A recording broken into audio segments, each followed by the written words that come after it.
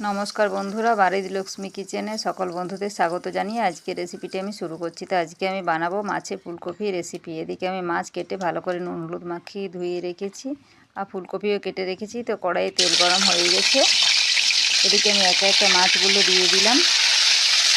তো সবকটা মাছ আমি উল্টে পাল্টে ভালো করে ভেজে নিব।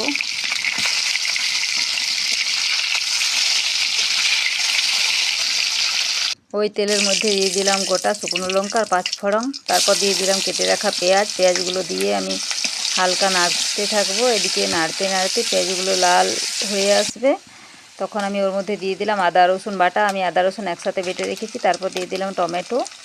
তো টমেটো দিয়ে আমি হালকা নাড়তে থাকবো আবারও।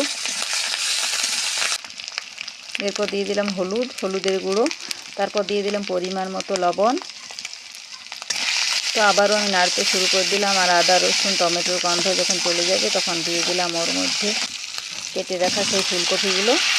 তো ফুলকপিগুলো দিয়ে আমি আবারও নাড়তে থাকবো। তো কিছুক্ষণ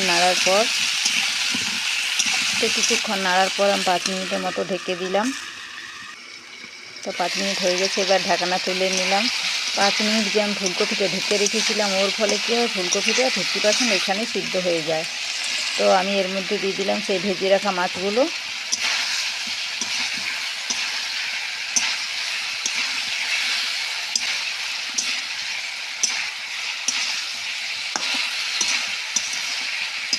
তো কিছুক্ষণ একসাথে নাড়াচাড়া করার পর ওর মধ্যে আমি দিয়ে দিলাম জল, পরিমাণ মতো জল।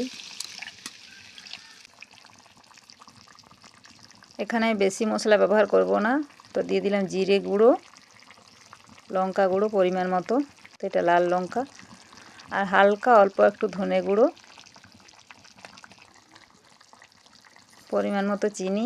অল্প একটু চিনি দিলে এই রেসিপিটা ভালো হয় আর কি।